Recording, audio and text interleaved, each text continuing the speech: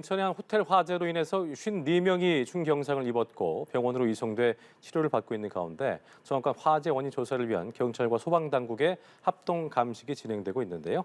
이 시간 백승주 한국열린사이버대 소방방재과 교수 연결해서 관련 내용 짚어보겠습니다. 교수님 나와 계십니까? 네, 나와 있습니다. 예. 자, 교수님 어젯밤 인천에 있는 한 호텔과 붙어있는 주차 타워에서 큰 불이 났는데요. 소방당국이 1시간 30분 만에 완진을 했습니다. 현재까지 교수님 보실 때 화재 원인 어떻게 추정하고 계십니까? 네, 지금 그 최초 제보에 따라서 호텔 1층의 필로티 구조의 주차장과 기계식 주차장 사이 천장에서 화재가 발견됐다고 하는데요. 예.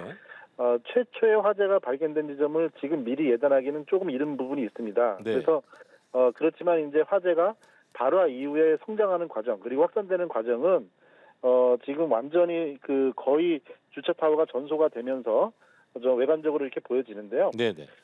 당장은 발화 원인은 그 여러 가지 원인들을 하나하나 지워가면서 마지막에 조사하게 되는데 네. 일단은 기계식 주차 타워 쪽으로 화재가 확산이 됐고 그리고 주차 타워 자체가 구조상 하나의 큰 수직통으로 돼 있거든요. 그래서 네네. 수직으로 빠르게 확산하면서 높은 온도로 외벽을 다 태워내고 그나마 다행인 것은 이 철근 콘크리트로 구조로 돼 있고 객실이 수 203개 규모니까요. 이게 그 연면적은 좀 반 정도 되지만 우리 1971년에 가장 끔찍했던 예. 대형가 호텔도 객실이 200여 개 규모였습니다. 그랬었죠. 그래서 예. 네, 자칫 정말 끔찍한 인명피해가 날 수 있었던 네네. 그런 사고로 좀 보여집니다. 자, 소방당국에 따르면 주차타워 1층에서 불이 붙었고 상승 기류를 타고 빠르게 올라갔다고 했고요. 삽시간에 불이 번졌다는 목격담도 이어지고 있는 상황인데 교수님 말씀하셨던 것처럼 유독 불이 빠르게 번진 이유 이게 하나의 통으로 돼 있어서 그런 거라고 봐야 될까요? 어떻게 좀 보십니까? 네, 그렇습니다. 실제로 이 좁은 도심지 구간에 좁은 면적으로 여러 대를 주차할 수 있는 주차타워는 상당히 많이 적극적으로 지어지고 있습니다. 네. 그리고 그에 따라서 크고 작은 화재 사고는 계속 있어 왔습니다. 이번 사고가 가장 좀 경각심을 불러일으키는데요. 18층 규모의 그 지상식 주차타워는 층수는 18층 규모의 높이에 맞추지만 보통 사람이 사용하는 한 층이면 차량은 2층 정도를 둡니다. 그러니까 30층이 넘는 차량을 켜켜이 쌓아두고요. 이 차량은 연료를 쓰고 배터리 화재를 낼 수도 있고 그다음에 경유, 휘발유, LPG를 연료를 쓰고 있죠. 그래서 그렇죠. 예. 차량 한 대만의 화재도 엄청나게 이제 그 왕성하게 되는데요. 이런 것들을 조밀하게 쌓아두니까 이 내부에서 화재가 발생한다면 정말 취약한 그런 상황이 됩니다. 이제 거기다가 예. 이게 사람이 그 이제 상주하지 않는 공간이다 보니까 네네. 건축법보다는 소방 건축방화 규정들이 좀 완화가 돼 있습니다. 그래서 상대적인 위험성은 훨씬 더 큰 그런 건축물입니다. 자, 화재가 발생한 주차타워 이번 불로 완전히 전소가 됐고요. 경찰이 수사를 위한 전담팀을 구성해서 조사에 착수를 했는데 교수님 보실 때 어떤 부분에 특히나 중점을 좀 둬서 조사해야 된다고 보십니까? 네. 일단은 우리가 이제 철로 지었으니까 화재에 안전하다고 오판하기 쉬운데요. 네네. 아까 말씀드린 대로 일단 화재가 옮겨 붙거나 내부에서 발화가 되면 예. 차량 한 대도 엄청나게 큰 열방출을 내면서 연소하게 됩니다. 그 옆에 있는 차량들은 당연히 옮겨 붙을 수밖에 없고요. 지금 현재 중점적으로 볼 부분은 그 금속으로 된 그 철골 구조물 내에서 최초의 발화 원인, 예를 들어 철골 구조물로 돼 있으니까요. 네네. 이것을 유지하고 보수하는 방법은 또 용접 방법이 많이 쓰이게 됩니다.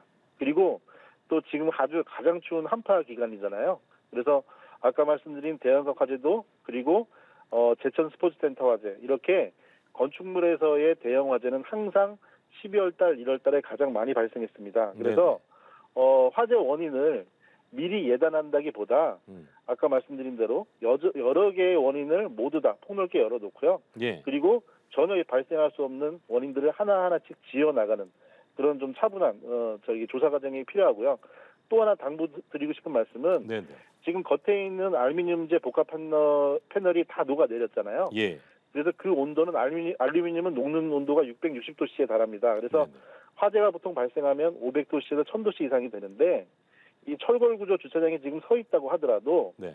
800도씨 이상만 노출이 되면은 구조적 안전성이 절반으로 줄어듭니다. 강도가. 그렇군요. 네, 그렇기 때문에 지금 자체 서 있는 흉물스럽기도 하지만 주차타워의 구조 안정성은 저해되어 있기 때문에 네네. 붕괴 우려도 있으니까 철거를 해야 조사- 되겠군요. 예. 네, 그렇습니다. 조사 시에도 반드시 주의를 기울이셔야 합니다. 그렇겠네요. 이게 보니까 주차할 공간이 좀 부족해서 점점 이제 기계식 타워를 설치한 곳이 많아지고 있는 거잖아요. 그만큼 네. 주의도 필요할 텐데 교수님 말씀하신 걸 들어보면 기계식 주차 타워 이게 소방 안전의 사각지대다 이런 이야기가 나오더라고요. 어떤 이유가 가장 큰 중점일까요? 네, 그렇습니다. 이제 국내 소방법은 상당히 강화된 측면도 있지만 이거는 이제 사람들이 평소에 생활하는 건축물을 기준으로 합니다. 예. 그렇게 되다 보니까 사람이 있지 않은 공간은 상대적으로 안정화가 돼 있는데요. 이런 주차타워 이번 화재에서 보는 것처럼 네네.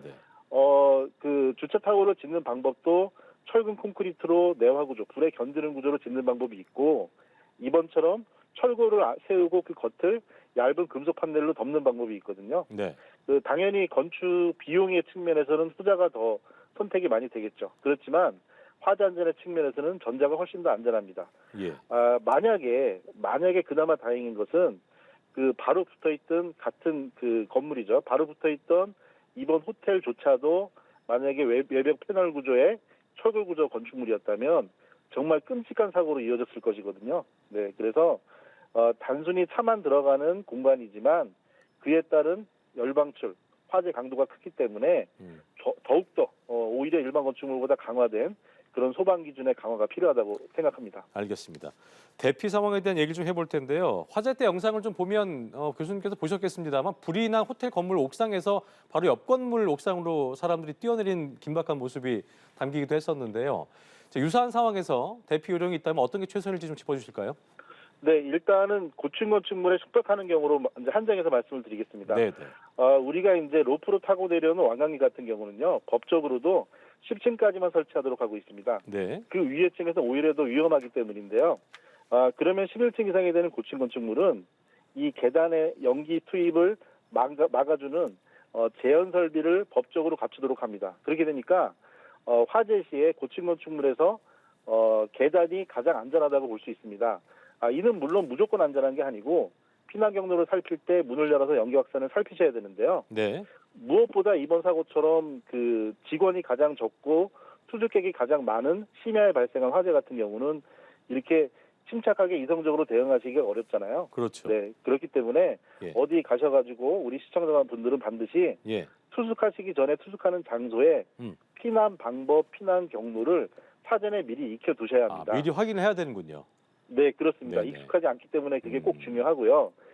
이번처럼 어떤 피난을 어떤 관계인이나 안전관리자가 체계적으로 안내하지는 않은 것 같습니다. 여러 가지 방법으로 대피하신 걸 보면요. 그렇기 네. 때문에 물론 노력하시고 소방도 1시간 반 만에 신속하게 진화가 됐지만 우리 투숙객, 우리 시청자분들이 사전에 정보를 가지고 준비하시는 것, 그게 가장 중요하다고 말씀드리고 싶습니다. 스스로 대비를 해야 된다는 말씀이셨는데 네. 한 그 투숙객 말에 따르면 대피 방송을 듣고 방에서 나왔을 때 이미 복도에 연기가 꽉 차 있었다고 했거든요. 이럴 때는 사실 연기 흡입 등으로 인해서 피해가 발생할 수 있는데 뭐 개인용 방독면 같은 게 있으면 좋겠습니다만 그런 게 준비 안 될 때가 더 많이 있고 이런 경우에는 어떻게 대처를 해야 될까요?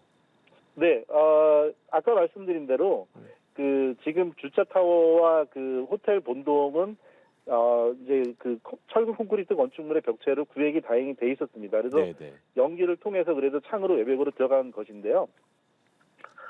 객실은 화재가 번지지 않는 방화 구획으로 되어 있지는 않습니다. 그러니까 이 건축물은 수직으로 되어 있는 그 철근 콘크리트 구조의 계단이 가장 화재나 연기에는 방호가 되어 있거든요. 네네. 그래서 그 앞으로는 연기가 유입되지 않도록 막고 있기 때문에 또 하나 또 말씀드릴 부분은 이제 소방법이 아무래도 보수적이다 보니까 그 화재가 났을 때 이런 고층 건축물은요 전층으로 경보를 동시에 알리질 않고 바로 위층부터 알리게 됩니다. 이것은 병목 현상 때문에 피난 저해를 막기 위한 건데요. 예. 오히려 이런 것들 때문에 피난을 정보를 아는 게 늦어질 수가 있겠죠. 네, 그렇기 때문에 네네. 뭐 최근 일부 개정도 있지만 2015년도에 지어진 건축물로 확인이 됩니다. 그래서 그렇게 오래되지 않은 건물이지만 경보 방식이나 이런 것들은 옛날 방식이 쓰여졌을 거고요. 예. 그래서 다시 말씀드리지만 주관적인 그리고 돌발적인 행동은 오히려 더 큰 인명피해를 일으킬 수 있습니다. 그래서 이번 사고가 소방적인 건축적인 측면에서도 보완해야 될 점이 보이지만 예. 우리 사전에 좀 안전 정보 그리고 피난기구의 사용법들 이런 것들을 우리들이 조금 더 준비해야 된다, 알아둬야 된다 이런 것을 말하는 계기도 될 것 같습니다. 네, 꼭 명심을 해야겠네요. 교수님 오늘 말씀 고맙습니다. 네, 감사합니다. 네, 지금까지 백승주 한국열린사이버대 소방방재 교수와 함께 자세한 내용 짚어봤습니다.